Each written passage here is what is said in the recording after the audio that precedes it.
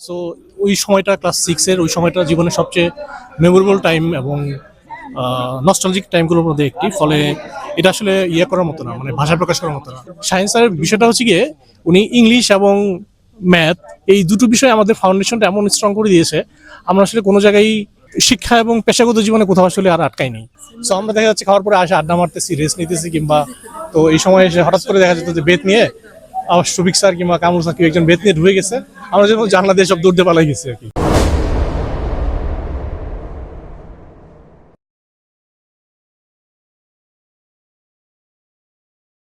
আচ্ছা, আমার অনুভূতি আসলে এটা ভাষা প্রকাশ করার মতো না, কারণ আমি আসলে কোনো ভাবিনি যে এই 28 বছর, প্রায় 30 বছর পর আমি আমার পুরনো বন্ধুদের সাথে দেখা করার সৌভাগ্য হবে। শাইন কোচিং আসলে সেই এবং শাইন ডিভিশন ফ্যামিলি সেই সুযোগ করে দেওয়ার জন্য শাহিন স্যার এবং যারা সংশ্লিষ্ট আয়োজক তাদের প্রতি কৃতজ্ঞতা এবং ধন্যবাদ জ্ঞাপন করছি। এবং আমার এখানে অনেকেই আছে বন্ধু বান্ধব যারা কেউ আবাসিক ছিল, কেউ অনাবাসিক ছিল। বিশেষ করে আবাসিক যারা ছিল তাদের সাথে আমার সারাদিনই একসাথেই কাটতো, সকাল থেকে একদম রাত পর্যন্ত।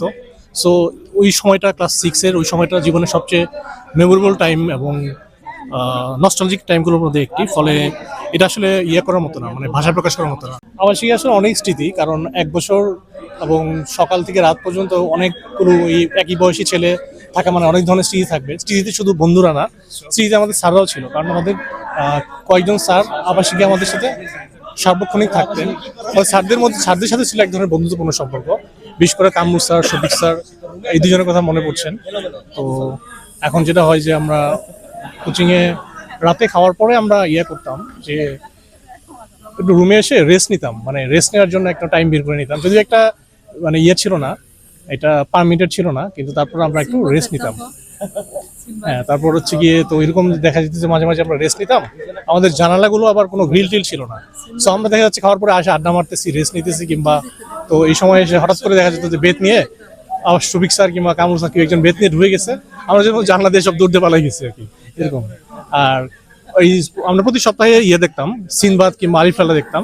তার ফলে দেখেছি আরিফ লালা সারা সপ্তাহ সেটার স্মৃতি কিংবা ওই কি হতে পারে নেক্সট এপিসোডে কি হতে পারে সেই বিষয় নিয়ে আমরা আলোচনা করতাম। আমাদের বন্ধু রাজীব ছিল, সে আসলে সিনবাদে হিন্দিটা আগেই দেখে ফেলছিল, ওর বাড়ি ইন্ডিয়া বর্ডারে হওয়ার কারণে সে হিন্দি ভার্সনটা আগে দেখে ফেলছিল।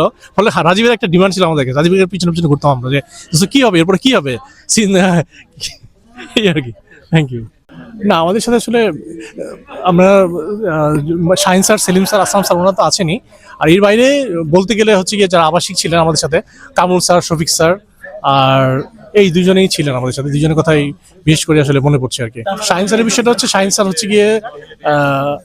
স্যারের বিষয়টা হচ্ছে গিয়ে উনি ইংলিশ এবং ম্যাথ এই দুটো বিষয় আমাদের ফাউন্ডেশনটা এমন স্ট্রং করে দিয়েছে, আমরা আসলে কোনো জায়গায় শিক্ষা এবং পেশাগত জীবনে কোথাও আসলে আর আটকাই নেই। মানে যখনই কোনো ধরনের প্রতিবন্ধক কিংবা চ্যালেঞ্জ এসছে, যেমন আমি দেখা যাচ্ছে যে অ্যাডমিশন টেস্টে কিংবা চাকরি জীবনে যত ধরনের ফেস করেছি, চ্যালেঞ্জ ফেস করেছি, সায়েন্স স্যারের সেই ইংলিশ এবং ম্যাথের যে বেসিকটা করে দিয়েছিল স্যার, এই দুটো দিয়ে মোটামুটি সব জায়গায় পার পেয়ে গেছে আর কি। হ্যাঁ, শিক্ষার্থীদের উদ্দেশ্য পরামর্শ হচ্ছে গিয়ে শুধু পড়াশোনা করলেই হবে না, পড়াশোনার পাশাপাশি এক্সট্রা কারিকুলার অ্যাক্টিভিটিস, খেলাধুলা সবই করতে হবে আর কি। সায়েন্স স্যারের সবচেয়ে একটা বিষয় বলতে ভুলে গেছি আমি, সায়েন্স স্যারের একটা বিষয় ছিল ইউনিক ছিল। সায়েন্স স্যার আমাদেরকে যারা ভালো রেজাল্ট করতো পরীক্ষায় তাদেরকে কমিক্স এবং গল্পের বই উপহার দিতেন। এটা জিনিস বাংলাদেশে আমি কোথাও দেখি না, এটা একদম ইউনিক।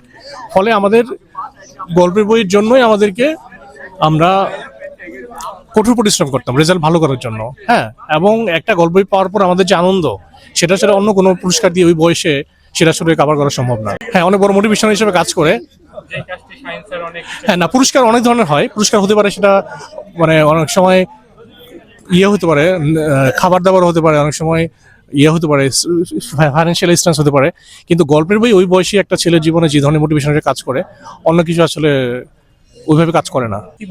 হ্যাঁ, অবশ্যই আমরা আমরা আমরা এই বন্ডিংটাকে কিংবা প্ল্যাটফর্মটাকে আমরা ভবিষ্যতে এগিয়ে নিয়ে যেতে পারি এবং সামাজিক বিভিন্ন দায়বদ্ধতা থেকে আমরা কাজ করতে পারি। যেমন হতে পারে যে আমরা কোনো একটা প্ল্যান করলাম যে কোনো একটা গ্রামকে হয়তো আমরা যে নিরক্ষর মুক্ত করবো, কিংবা অনেক ক্ষেত্রে যেটা হয় আমাদের বৃক্ষরোপণ হতে পারে।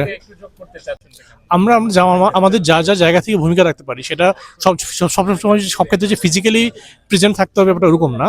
অনেক সময় আর্থিকভাবে যদি আমরা কন্ট্রিবিউট করতে পারি, কিংবা আমাদের যেখানে কাজ করি সে প্রতিষ্ঠান থেকে যদি কোনোভাবে আর্থিকভাবে সাহায্য করতে পারি, অথবা যদি কোনো কানেক্টিভিটি কিংবা কোনো মানে কোনো আয়োজন মাধ্যমে যদি করতে পারি, বিভিন্নভাবে কন্ট্রিবিউট করা সম্ভব আসলে এখনকার যুগে।